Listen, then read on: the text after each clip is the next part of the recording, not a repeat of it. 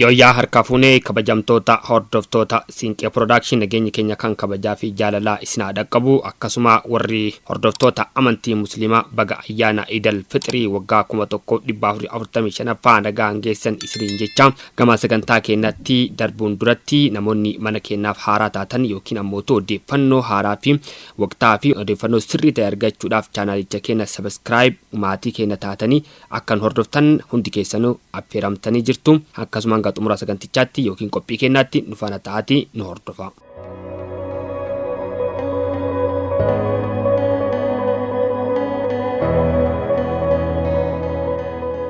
Ajjeefamuun obbo Battee Urgeessaa ilaalchisuun namoonni fi jaarmaalee waan jechaa jiran qindeeffannee jirra. Hanga xumuraatti nu faana tura.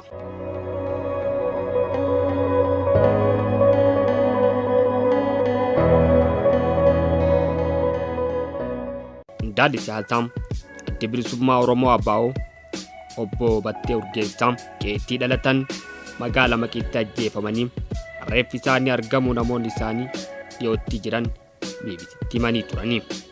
Riyyaan dhiyoo obbo Battee namni ta'an kan maqaan isaanii nageenyaaf jecha akka hin eeramne gaafatan tokko BBCtti akka himanitti obbo Batteen ajjeefan wixata eebla 9/2024 halkan waarii naannoo Oromiyaa godina Shawaa Baatti argamutti magaalaa Maqii keessattidha. Ajjeefamuun qondaala Abaa'oo kana hordofee jaarmaalee fi namoonni hedduun galmaree rifatuu keessa seenuun miidiyaa hawaasaa irratti ibsaa jiru. Facebook irratti namoonni hedduun suuraa obbo Battee Urgeessaa profaayilii isaanii godhachuun gadda isaanii ibsachaa jiru.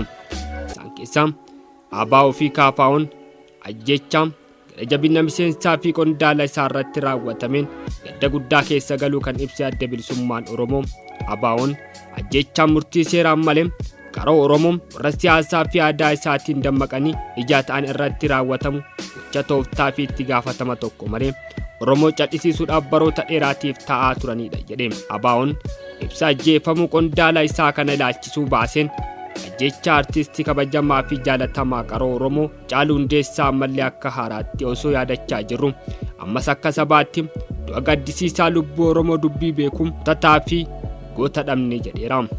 Haala akka sabaatti keessa jirru hunda keenyaaf rakkisaa ta'us Abaa'oon ajjecha kanarratti qorannoon dabalataa ni geggeessa kan jedhu ibsi kun jaarmiyaaleen mirgoota namoomaa qorannoo walabaa fi haqa qabeessa akka taasisaniif waamicha dhiyeesseera.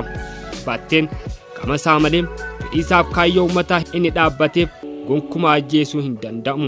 Koongireesiin Federaalaa Oromoo Kaafaa'oon ibsa ajjeefamuu obbo Battee Urgeessaa ilaalchisuun baaseen gadda guddaa itti dhagame ibsuu cimsee balaaleffateera. Battee Urgeessaa bilisummaa uummata Oromootiif akka dubbate hidhame jiruu fi jireenya isaa akka burjaajee qaamni isaa akka miidhame ni beekama. Fedhii uummata Oromoo fiixaan baasuuf jedhee waan hin ta'in akka hin jirre dhiyootti beekna. Battee Urgeessaa namni guutuu jedhamu tokko uummata isaatiif kan ta'u irraa eegamu hundumaa kan raawwatedha. Dhaloota itti aanuuf fakkeenya guddaa ta'e argameera jedha ibsi Kaafaa'u kun.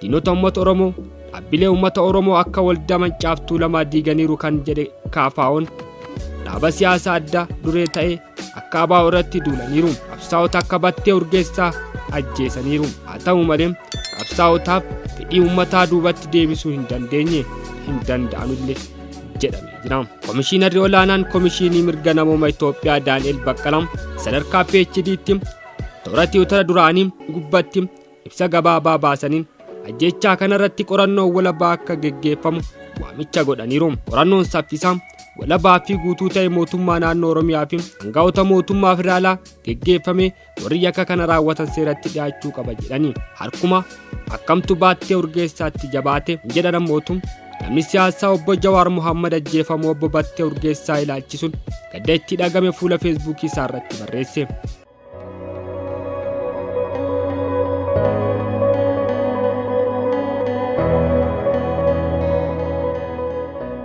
Obbo Jawaar akkas jechuun gaafii irratti gaafii jalqabuun yoomirraa kaasee Battee akka beekuu fi nama akkamii akka ta'e ibsa. Harkuma akkamtu battee Urgeessaa jabaatee halkan walakkaa hirribaa kaasee rashana jedhu gaafii isatti kan ta'uuf nama hundaaf akka gaafii ta'utti gaafate. Akkamiin namni battee beekum garaa jabaatee ija keessa laalaa arraba qawwee harkisuu danda'e laata jechuunis ammas gaafii keessa isaatti uumame nuttis gaafii uume. Jarri kun maaluma jedhaman amma battee yoo xinnaate bara 2010 irraa kaaseen beeka. Ejjennoo siyaasaa cimaa qabaatus nama ta'e murna kamiifuu nama hamtuu hin yaanne ture. Hagayya bara 2016 gaafa hiriira guddichaa qabame akka malee reebame du'a jedhamee gatame yeroo dheeraaf hospitaala ture.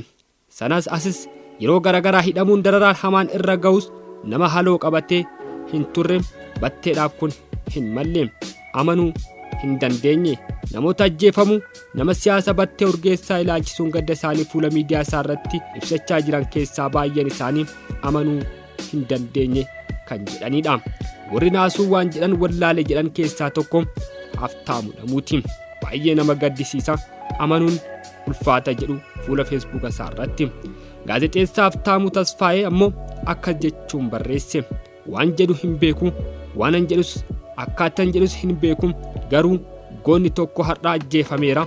Battee Urgeessaa ga'ee abbaa isaa maqitti galaafataniiru, ammaaf amanuun nama dhiba jedhe.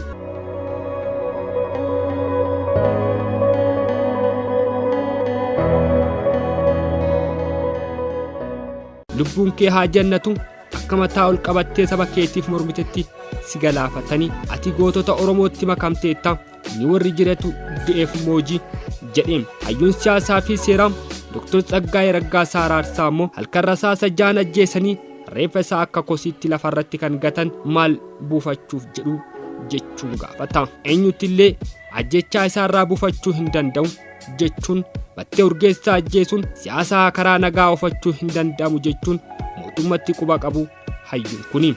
Qondaalli Koongirasii Federaalawaa Oromoo KFO obbo Sultaan Qaasim guyyaa gammachuutiin gadda dhageenye jedha. Biyya Itoophiyaa jedhamtu tanatti namni sabaaf dubbatu tokkoyyuu wabii hin qabu. Har'a jaalbattee Urgeessaa galaafatanii Oromiyaan goota tokko dhabde jedhe. Hedduu nama gaddisiisa, nama rifachiisa, nama dhukkubsa. Waaqni maatii fi firoottan uummata keenyaaf jajjabina haa kennu. Maal jenna akka itti dubbannu hin beeknu jedhama.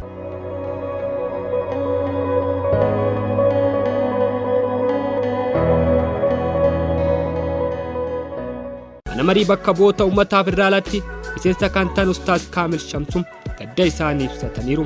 Guyyaa idaatiin gadda akkanaa dhaga'uun baay'ee nama guba. Leenca keessa hin ajjeesina, saree diinatu isin nyaata jedhanii. Yaa Rabbi yooma duuti lammii keenyarraa dhaabbata laata jechuunis gaafii keessa isaaniitti uumame nuufis gaafii kaasanii. Ammas qe'ee Oromootaatti gaddi seene gaazexeessituu fi hundeessituu miidiyaa Addis Istaandard Tsaddaalee Lammaa akkuma namoota kaanii ajjeefamu obbo Battee Urgeessaa gadda saba Oromoo kan biraa ta'uun barreessiteetti. Yaada ishee akkas ibsite adde Tsaddaaleen. Haati warraa ijoollee isaa arfan akkasumaan firoottan isaa du'a isaanii qofa osoo hin taane reeffa isaa barbaaduunis garaan isaanii maddaa'e. Batteen nama siyaasa cimaa beekaa fi nama falmii yaadaatti amanu dubbisuuf waa barachuu jaalatu. Gara jabina impaayirri barcumaan kun mormitoota siyaasaa irratti sirriitti hubata. Haa ta'u malee karaa nagaa falmachuu filate. Hanga warri ajjeesan bara baraan afaan qabsiisanitti cichaa fi kan hin cabne ture. Ammas qe'ee Oromootti gaddi seenee nagaan boqadhu jaalbattee keenya jette.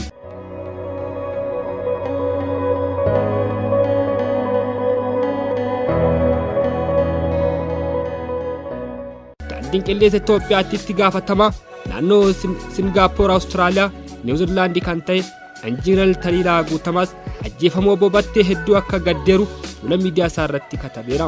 Wanti inni gadda isaa ilaalchisuun barreesse akkas jedha. Dhiyoo kana naaf bilbilee Taliilaa koo ana Batteedha. Hojii gaarii itti jirtu jabaadhu. Anaan immoo xinnoo na dhukkuba.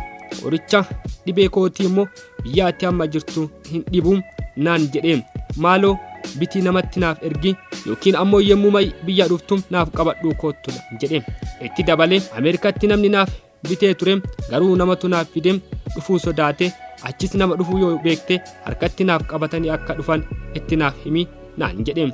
Anis Ameerikaatti nama fideef dhufuuf gaggaafannaan namni ni dhabame yookiin ni dhibe jennaan deebisee akka ittiin jedhe Waaqayyo inni ati amanuu raawwatte si haa maaru yootti walga'iif jecha gara biyyaanaan dhufa biteensi fidaa homaa rakkoo hin qabu ittiin jedheeni. Amma akka tasaa gaafan miidiyaa hawaasaa irra du'a isaa dhaga'u wayyoo ittiin qoricha dafee biraan hin gahin kan ta'e jedhee baay'ee lapheen koo na cabe.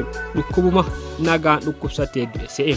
Garuu gaafa miidiyaa irraa dhukkubsatee otoo hin taane harka namaan ajjeefamuu isaa dubbisu keessa kootti nama dhiigee miiraan dubbachuu hin dandeenyetu natti dhagame.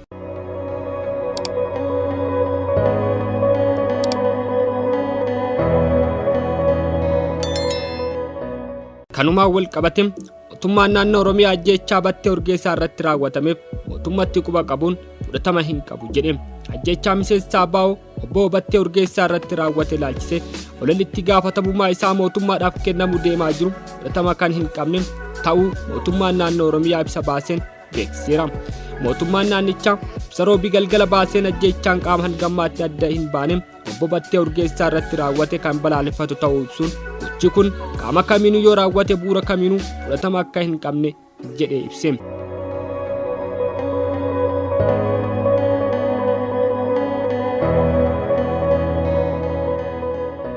Miseensi ABO kun mootummaa waliin garaagarummaa ejjennoo siyaasaa qabuuf duwwaa akka gochaa kun qaama mootummaatti raawwatetti lolli deemaa jiru ala kamiinuu fudhatama kan hin qabne ta'uu mootummaan cimsee beeksisee jira.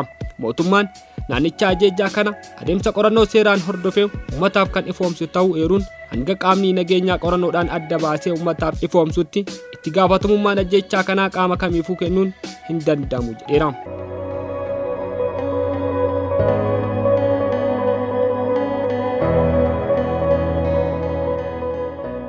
Ammas ajjeechaa obbo Battee irratti qorannoon guutuu ta'e akka gaggeeffamu US gaafatte. Ministeerri Haajaa Alaa US'tti waajjira dhimma Afrikaa ajjeechaa obbo Battee Urgeessaa irratti qorannoon guutuu ta'e akka gaggeeffamu waamicha Komishinii Mirgoota Namooma Itoophiyaa taasiseen akka deeggaru hime. Haqaa fi itti gaafatamummaa mirkaneessuu maraamartoo badiinsa cabsuuf murteessaadha jedhe ibsa gabaabaan waajjirichi bahe. Waajjirichi maxxansa Komishinii Mirgoota Namooma Itoophiyaa Daani'el Baqqalaa akka PhD'tti Tiwutara gubbaa maxxanseen qooduun ejjennoo isaa ibse. Daani'el ibsa baaseen keessatti qorannoon saffisaa walabaa fi guutuu ta'e mootummaa naannoo Oromiyaa fi hangaa'ota mootummaa federaalaan gaggeeffame yakkoonni seeratti dhiyaachuu qabu jedhani. Qondaalli siyaasaa dhaaba adda bilisummaa Oromoo obbo Battee Urgeessaa qaamolee nageenyaan Finfinneetti hidhamanii wabii birrii 100,000 ergaa gadhiifamanii ji'a tokko booda qixxata galgala magaalaa Maqiitti ajjeefamuu argamanii. Ajjeefamuu nama siyaasaa qabsoo karaa nagaattiin amanan kana biyya ajjeechaan namoota maqaa qabanii irraa deddeebiin itti dhagaamanu kana rifaasiseera.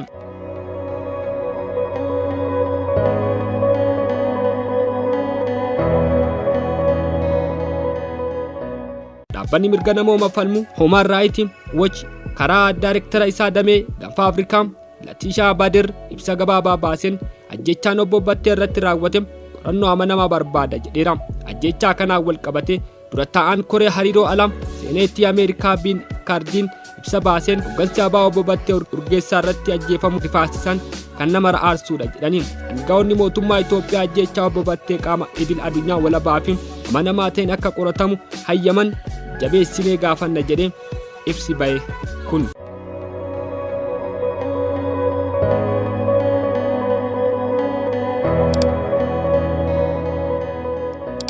Kabajamtoota hordoftoota keenya binadhaam qindeeffanne kana fakkaata. Wantichi kun kallattii kamitti akka deemameef maalirraa akka ga'ee jala buunee hordofnee isiniif dhiyeessina.